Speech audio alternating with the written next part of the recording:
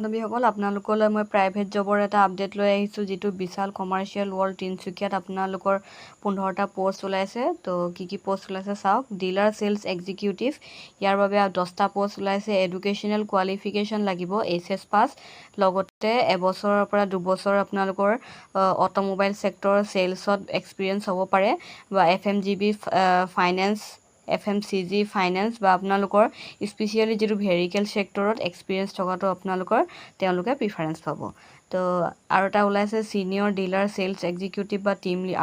leader ইয়াৰ বাবে 5টা পোষ্ট ওলাইছে এডুকেশ্যন কোৱালিফিকেশ্যন বিচাৰিছে এইচএছ পাছ লগতে মিনিমাম 3 ইয়াৰ্ছৰ এক্সপিৰিয়েঞ্চ হ'ব লাগিব sales in automobile sector FMCG বা ফাইনেন্সত আৰু যিসকল আপোনালোকৰ কমাৰ্চিয়েল ভেহিকেল ছেক্টৰত অলৰেডি কাম কৰা এক্সপিৰিয়েঞ্চ আছে তেওঁলোকক বেছি প্ৰিফাৰেঞ্চ দিয়া হ'ব ইয়াৰ বাবে এপ্লাই কেনেকৈ কৰিব চাওক যিটো আপোনালোকৰ মেইল সেন্ড কৰিব লাগিব ইমেইল কৰিব লাগিব hr@vcw.org.in তো ইয়াত গৈ কিনে আপোনালোকৰ যিখন লেটেষ্ট ৰিজিউমখন আছে সেইখন সেন্ড কৰিব লাগিব এই মেইলটোত লগতে কোনটো পোষ্টৰ বাবে এপ্লাই কৰিছে ছাবজেক্ট মেনশ্যন কৰিব লাগিব ইয়াৰ বাবে লাষ্ট ডেট হৈছে 16 আগষ্ট 2025 আৰু যদি আপোনালোকক যিটো ৰিজিউম বনাবলৈ শিকাব লাগে তেতিয়াহ'লে এটা মই আপোনালোকক ভিডিঅ' দি দিম